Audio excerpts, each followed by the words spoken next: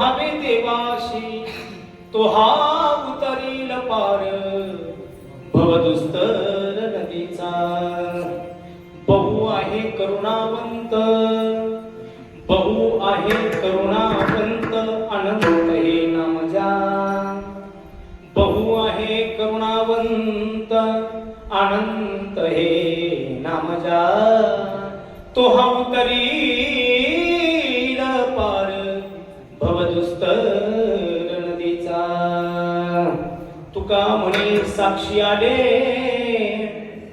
तुका म्हणे साक्षी आले तरी केले प्रगट तो हा उतरील पार भवदुस्तर नदीचा विठ्ठल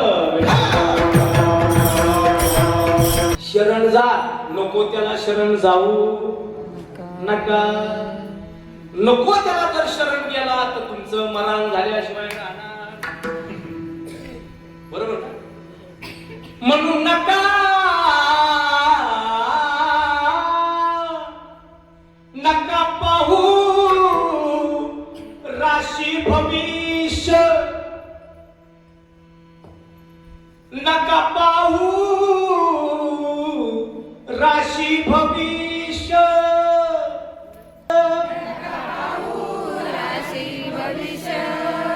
कर्तबगारीने घडवा आयुष्य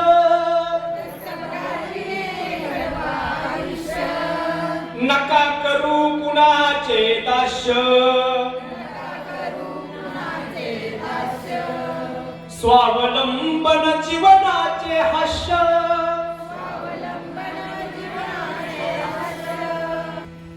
आपल्या मनगटात आपलं भविष्य आपल्या बुद्धीत आपलं भविष्य म्हणून नका जाऊ आड राहणे काय शब्द आहे नका जाऊ आड राहणे ऐसी गरजती पुराणे आमच्या पुराणांनी देखील तुकोबारा म्हणतात सांगितलंय नका जाऊ आड राहणे नका जाऊ आड राहणे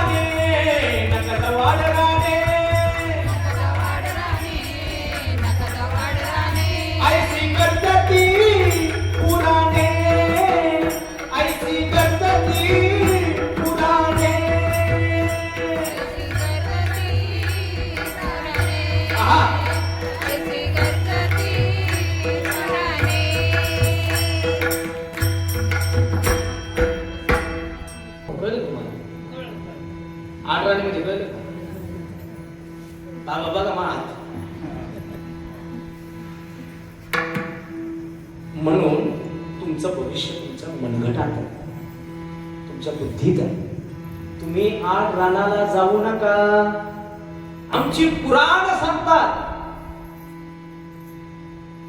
तुम्ही नको त्या मार्गाला जाऊ नका आड रानाला जाऊ नका आणि स्वतःच आयुष्य उद्ध्वस्त करू नका भविष्याचं आमिष दाखवू 5-6 दिवस असंच कीर्तन करतो आणि मानलं पाहिजे पण माणूस कुठलाही असू द्या तो कर्मात चुकला ना त्याला शासन हे झालंच पाहिजे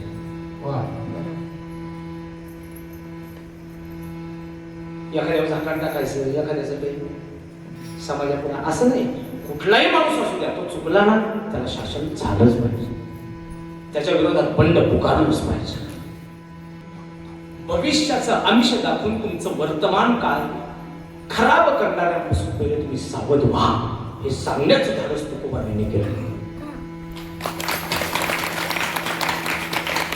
बरोबर ना माऊली?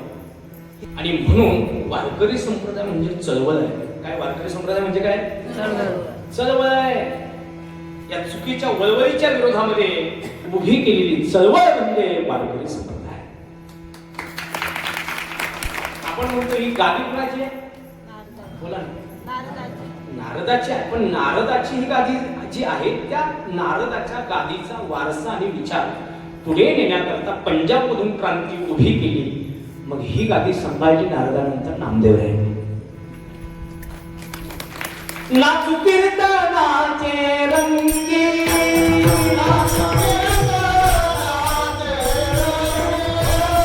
संत बहिणाबाई. नको नको ज्योतिषा नको दारी माझ्या येऊ, माझं दैव मला कळ, आणि नको हात माझा पाहू रे, हात माझा पाहू. काय आवडलं तुम्हाला?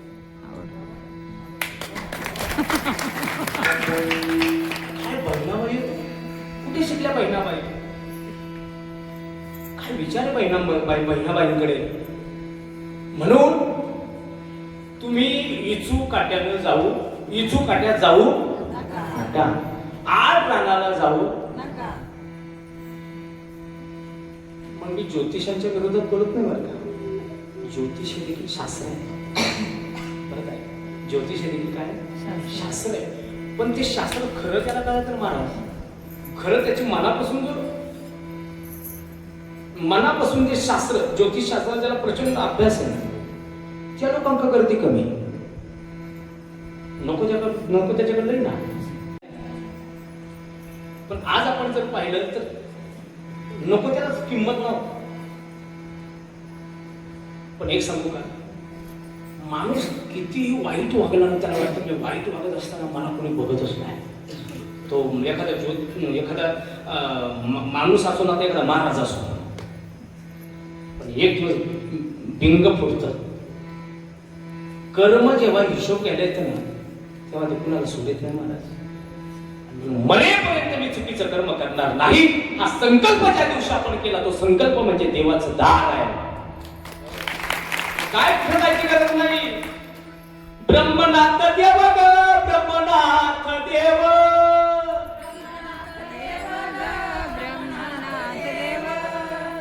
ब्रह्मनाथ देव ग, ब्रह्मनाथ देव, ब्रह्मनाथ देव ग, ब्रह्मनाथ देव. आहे की नाही प्रतिकाशी? काय पुढे काशीला जायची? आमचीच काशी आहे की नाही? ब्रह्मनाथ देव. अरे आमचा ब्रह्मनाथ देव आमच्यासाठी तीर्थ आहे. ब्रह्मनाथ देव ग, ब्रह्मनाथ देव, ब्रह्मनाथ देव ग, ब्रह्मनाथ देव. लई दिसाचा म्हातारा, लई दिसाचा म्हातारा, लई दिसाचा म्हातारा, लई दिसाचा म्हातारा. चैत्र ग महिन्यात, चैत्र ग महिन्यात,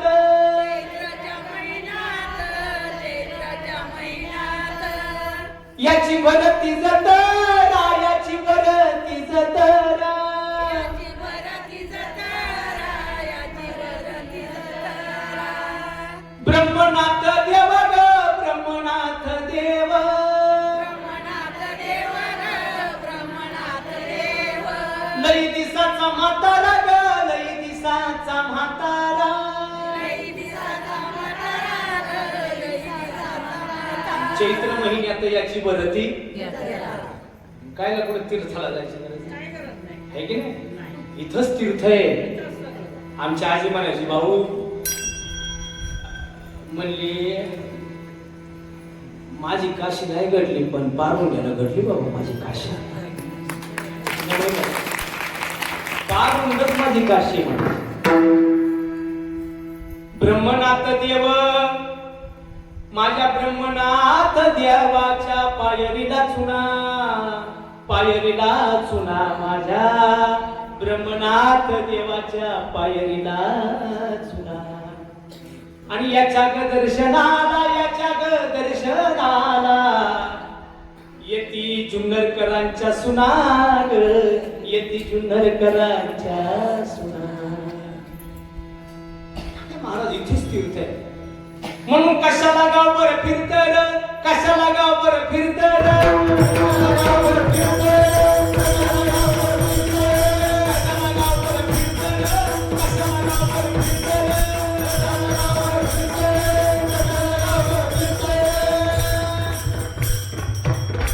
तुझं घराचं नाही का तीर्थ, तुझं गावाचं नाही का तीर्थ, पटत का तुम्हाला? आता उगीच माझ्या मागं बोलायचं आणि मी तर पुढच्या महिन्यात तिकीट काढली पाहिजे की नाही, तीर्थ आहे की नाही. माझी आजी म्हणायची तेव्हा लहानपणी, माझी आजी म्हणे, मी म्हटलं का आजी काशी कुठे आहे? ती म्हणायची बाबू काशी लई लांब आहे, पण तुला एक सांग का आपल्या तालुक्यात पण काशी आहे. मग माझं कुठे आहे ग? भारूला आहे काशी. म्हणजे बघा ना, या महिला किती सुज्ञ होत्या. काय कुठं जायची गरज नाही, आपलं गावच तीर्थ आहे. पण ऐका, काय तुकाराम महाराज म्हणतात हो तेव्हा, म्हणून तुकोबाराय नाही समाजाला पचलं. काही ना तुकोबाराय पचलाय, आयुष्यभर रोतला तुकोबाराय. म्हणून खरा तुकाराम बाबा आम्हाला समाज व्यवस्थेच्या सुखाचा विचार मांडणारा खरा तुकाराम बाबा, तो पहिल्यांदा आम्ही अभ्यासला पाहिजे. कारण तुम्ही ज्ञानाला शरण या. तुम्ही ज्ञानाला जर शरण याल तर तुम्ही डॉक्टर व्हाल. तुम्ही ज्ञानाला शरण याल तर तुम्ही शिक्षक व्हाल. तुम्ही ज्ञानाला शरण याल तर तुम्ही विवेकी व्हाल. तुम्ही ज्ञानाला शरण याल तर तुम्ही अधिकारी व्हाल. तुम्ही ज्ञानाला शरण जर याल तर तुम्ही संत व्हाल. म्हणून ज्ञानाला शरण या. पण नुसतं ज्ञान प्राप्त करून उपयोग नाही, ज्ञानाबरोबर भक्तीही महत्वाची आहे. ज्ञान, वैराग्य आणि भक्ती. काय? भक्ती, ज्ञान, वैराग्य. भक्ती, ज्ञान, वैराग्य. भक्ती करता करता एक दिवस असा उजाडतो की आपल्याला सहज ज्ञान प्राप्त होतं. बरोबर ना? मग मला सांगा बरं, वाचता वाचता वाचता वाचता एक दिवस सगळं पुस्तकच पाठवतं. कळलं का तुम्हाला? अभ्यासाहुनी गहन पार्था मग ज्ञान. काय माऊलींच्या ओव्या. म्हणून तुम्हाला तुमच्या जीवनामध्ये जर यशस्वी व्हायचं असेल, सुखी व्हायचं असेल, समाधानी व्हायचं असेल तर मनवोनी शरण.